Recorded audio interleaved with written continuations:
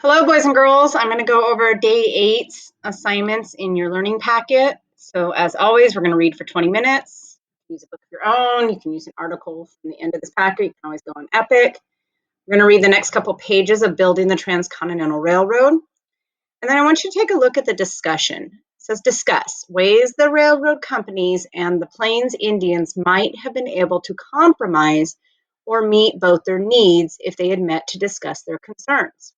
I like this question. I think it's a really good one because as I've told you guys before, it makes me sad to see what happened to the natives when the whites came through and started settling their land. So the way I've set this one up today, you can discuss it with your family, or I have actually set up a link on Google Classroom assignments for a Flipgrid where you can share with us your thoughts about this. Okay. And then you're writing, you're going to describe a time where you had a conflict with a friend. Okay, how did you resolve that conflict? And then we're going to look at some prefixes for spelling. And then for math, we'll go through that in just a second. All right, so let's get down to our story. Let me get it flipped over so I can actually see it. All right. Who were these amazing workers? Many were immigrants glad to make $2 to $4 per day. There were Irish, German, Chinese, and Swedish workers. Others were former enslaved laborers or ex-soldiers. At the project's peak, more than 30,000 workers helped to construct the railroad. They built tunnels through mountains, laid rail across deserts, and dug through snowstorms, mudslides, and avalanches. Nothing stopped progress. And in this picture, you can see Chinese workers in their traditional clothing excavated the track bed of the Central Pacific Railroad. So they're digging out to lay down the tracks. The greatest contribution came from the more than 10,000 Chinese immigrants who worked to finish the railroad. In addition to laying track, they were often trained to use explosives. They used dynamite to blast train tunnels and lay track through the mountains. This was hazardous work. The worker was lowered down the cliff in a basket. He drilled a hole in the rock, inserted explosives, and lit them.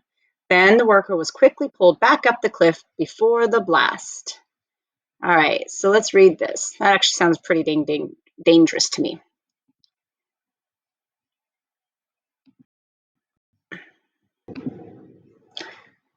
All right, the price of progress. The progress of the railroad was not celebrated by all. The Plains Indians were opposed to workers laying track across their sacred land. The Sioux, Arapaho, Cheyenne, and other Plains nations had good reason. The land and the American bison or buffalo that roamed the land were essential to their way of life. The Plains Indians lived by hunting bison and other wild animals. Bison in particular provided the food and clothing the Native American tribes needed.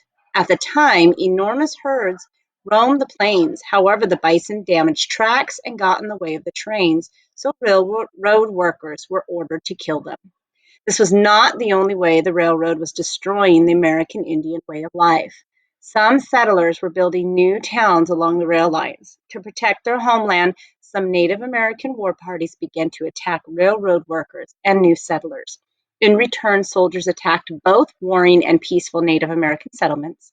In the end, as a result of the bison's decline and the encroachment of white European settlers, the Plains nations could no longer sustain their way of life. Eventually, they were forced into reservations by the United States government.